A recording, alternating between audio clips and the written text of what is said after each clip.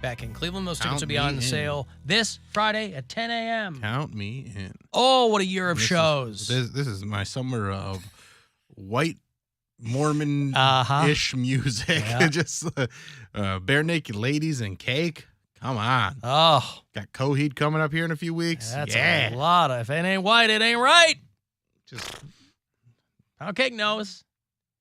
He's half white. He half likes cake. I don't like them at all. Well, okay, there you go. How about that Charlie Sheen, right? fantastic. That was great. He's got it together. He's charming. Well, yeah. I mean, that's the key to his longevity. I mean, even when he was... Of course he's charming. You don't get AIDS if you're not charming. He doesn't have AIDS. He is HIV positive. All right, well, whatever. I mean, HIV these days you can manage like diabetes, you know. And I didn't want to go down that road with him. We were having a good time, you know what I mean? Well, it's all out there in the open. I know. He probably would have had a sense of humor. I'm about sure it too. that he Like, would yeah. have. It's just that would have been a real hard left turn. If there's a billion things I would like to talk to him about. Like, Charlie, I also take PrEP. Or I think it's called PEP or something like that. All right. Well, either way. But no, he's got it together, and that's great. But yeah, you don't come back from what he had to come back from unless you're at least a little bit charming. It goes a long way with people. Also, you weren't lying about the bathroom.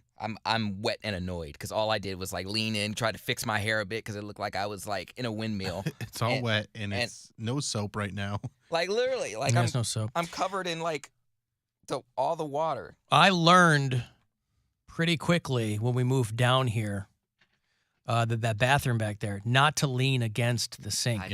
Because you end up with a wet line across your shirt. It's not going to dry. On your stomach? Well, it's at my crotch too. Oh. Yeah, no, you kind of do that thing where you stretch your arms out so your midsection isn't touching any part of the thing. Wasn't paying attention. But yeah, also no soap. Typical me. There's soap. I wash my hands with soap. Oh. Maybe they just did it because I had a Waz last break, not this break, but the one before, there was no soap. Well, it was. Oh, they probably put water in it. It was watery. They're trying to dilute it? Maybe because it came. I was like, oh no! I was like, it came out like. I was like, it doesn't normally sound like that. Shut up. There it is. It wasn't the foam like it usually is. It was. No, it's just water. it's that pink liquid that every public bathroom uses that comes in the huge drums. Yeah, this one seems a little. But they're lighter. empty. I don't know why they're ever empty. Yeah, no one uses that bathroom back there. They got one stall that's out of order. Well, that one's always out of order, though.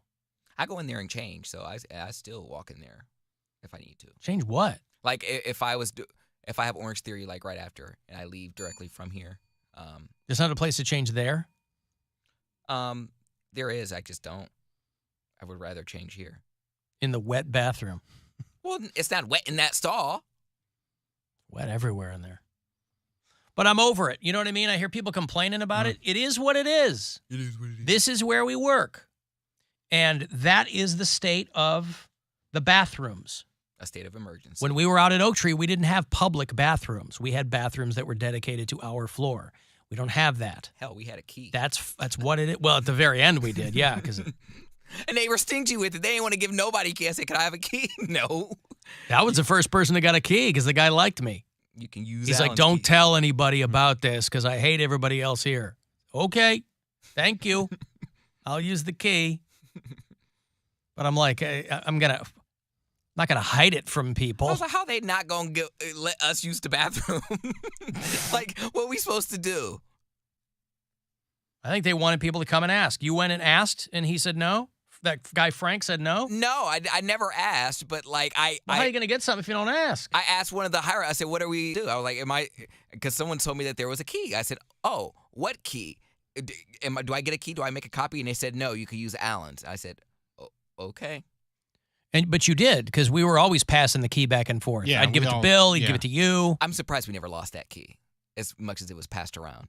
Well, I all had the to other keys got lost because they had extra ones. Yeah. And people were pocketing them or whatever. That was annoying. Listen, as much as The you... last days of Oak Tree were annoying. Last year of Oak Tree was annoying. As much as, people make fun of the giant wooden plank that gas station bathrooms attach to the keys, that's why they do it. so they can't go missing.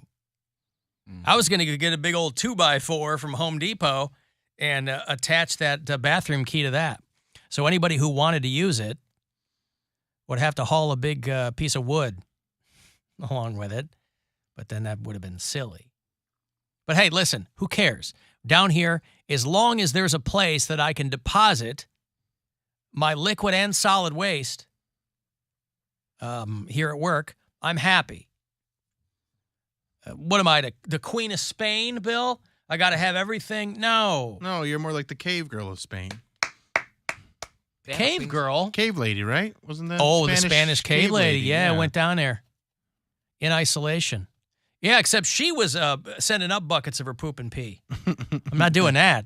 Not yet. You're on that duty, literally. Hey. Up top. Everything okay down there? She's like, see, must pee. Okay, here comes the pee. And if somebody sends up a bucket of pee, you got to be really careful because slosh around. They send you a bucket of number 2. You're like, okay, well, I'll figure this out. Depends on her diet. Gonna hose it out. Well, she was at the bottom of a cave, and she was probably they sent her food, so it's not like she had to subsist on what was around.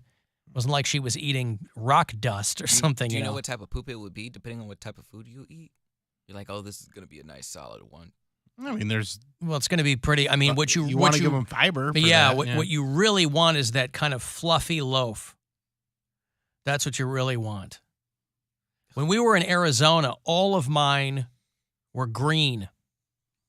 And I don't know if it I was on a green kick the past week too. Yeah, I don't know if it was because my diet wasn't that different. It was still, a lot of vegetables and things like that. But I wondered if maybe the environment had things in the air, a lot of red rocks. I don't know if there was like dust or things like that, or it was just I don't know, that had to have been some part of it. But I don't know. So when people say, hey, what was your favorite part of spring break in Arizona? I have to stop for a second. And I'll kind of mentally rank them. I hate to say it. Keep coming back to the green poop. Because if you can really dial that in, right? You get those little fluffy loaves. That's really where you want to be. You don't want a boulder that sinks to the bottom. You don't want something that's like leaving a skid on, on the bowl. I don't know how people are doing that. How heavy are your dumps that they're dragging under the water and leaving a skid? There's like surface tension. And how heavy are they? They're supposed to float. What are people eating? That they're just dropping fecal rocks into a bowl and it's dragging underneath. Sounds like you're poop shaming, and I don't appreciate that. Not poop shaming. I'm genuinely curious. I don't know what the hell is going on. If there's a skid in the dry part of the bowl, you go, okay, somebody was taking their liberties with whatever they were doing. There's a skid under the water line. Wow. That thing was hanging on and was so heavy that it was unable to fight the forces of gravity. It was unable to fight. In that bowl. You see your boy R. Kelly got moved? Oh, where they put him? North Carolina. Come on and raise up. Take your shirt off. Spin it around your head like a helicopter. Is that him?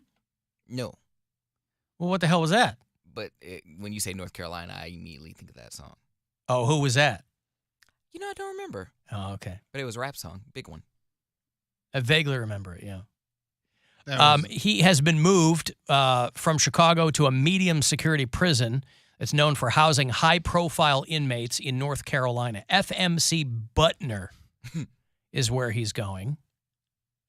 He was transferred from Metro Chicago to Butner Federal Correctional Complex a couple of days ago. It's where Bernie Madoff was before he died. It's where the Unabomber was. It's where John Hinckley Jr. was. And it's where Joe Exotic is. Hey. So R. Kelly is in there with Joseph Maldonado Passage. Maybe that's your 2024 ticket. They'll team up. Kelly Passage. Joe Exotic says he's going to run for president. Or Passage Kelly. You'd have to file as Republicans. Telling you no, but your body's telling you yes. There for you R. go. Kelly for That's president. right. Yep. They'd have to file as Republicans because they don't care about kids. Nevertheless, they said that he was suffering from health issues because of medical negligence there in Chicago, and they hope that he'll have a better time. How does someone like R. Kelly get to be moved, but literally a person that wasn't even like had their trial yet gets eaten to death by bed bugs in Atlanta? Don't know. Like, the world's screwed up, man. Do not know. It's just so backwards. Because he's not even like he's a celebrity, but it's not like he has the money to fight this stuff anymore. So technically, they could keep him in Chicago. They moved him because probably he was a danger to the other inmates. People were probably getting into fights because of him, and he was too much of a distraction. But I don't think they care too much about like R. Kelly. I was going to say, I don't know that they do. It's been going on for so long that... Well, I remember he got his ass beat because the prison went into lockdown or something like that, because so there was his fans outside and they wanted to go, the inmates wanted to like have their recess or play basketball or something, and they couldn't because his fans were unruly demanding his release. So they probably just moved him to a more secluded prison where... I mean, listen, if you're going to demand someone's release, you do have to be unruly. Well, you got to really be unruly. Signs. Yeah, if you ever get a chance, by the way, to see that MCC, that federal prison in downtown Chicago where he was, it's at Clark and Van Buren. It's in the Loop. It's this tall. It looks like a tower in one of those futuristic prison movies. Yeah, you showed me that. Yeah, like Judge Dredd or something. It's this tall, tan, khaki tower that's got these thin windows in it. It's a high-rise prison. Wild. That's where he was. So weird. They have a yard on the very top of the building. It's all gated. It's a giant triangle. And the yard is on top. Ooh, the Illuminati prison. Is that what it is? The triangle? The all-seeing eye? R. Kelly will be eligible for release when he is 80 years old. He's going to get out before then. Well, not if that's when he's first eligible. That's when he's eligible to get out. Unless they really do some voodoo on his appeals, because his lawyers are just constantly appealing things now. Yeah, he ain't got no leverage because he sold his masters and everything already. You and the masters. Well, I'm just saying he would have leverage to sell his catalog, but he don't even own it. You mean leverage? You mean money? Yeah, like if you say I don't have anything, like I don't have any cash, but I can sell you like a song, or I'll sell you a catalog. A lot of people, especially lawyers, would be like, "Oh, that's long-term money. That's generational money. R. Kelly's music is going to make money for the rest of my life and my kid's life." So, but yeah, except there's so much stink on all of his work that how are you going to make money off his music? Still getting played a lot. It's still getting played. On radio? Well, R. Kelly, in the black community, a lot of his songs were like played at their weddings, like 1-2 Step or Step in the Name of Love, or not 1-2 Step, sorry. Step in the Name of Love. Ignition. Ignition, like all these stuff were played at like black weddings. So yeah, but don't they look back on that and kind of feel gross about it now? No. Really? They still enjoy it? They're like, remember when we played R. Kelly at our wedding? Well, that's why black people hold on to that stuff. They're like, you can't erase our memories of how his music made us feel. So you can erase the man, but the art is still the same. We didn't mean any harm by stepping in the name of love at our wedding. We were in the name of love. Forget R. Kelly. Stepping in the name of love. What does that mean? Stepping in the name of love. Name of love. I don't know. Play it. No, thanks. I got to take a break. Hey, the Dream Sonic Tour. Boy, this is a good one. It's Dream Theater. It's Devin Townsend. It's Animals as Leaders.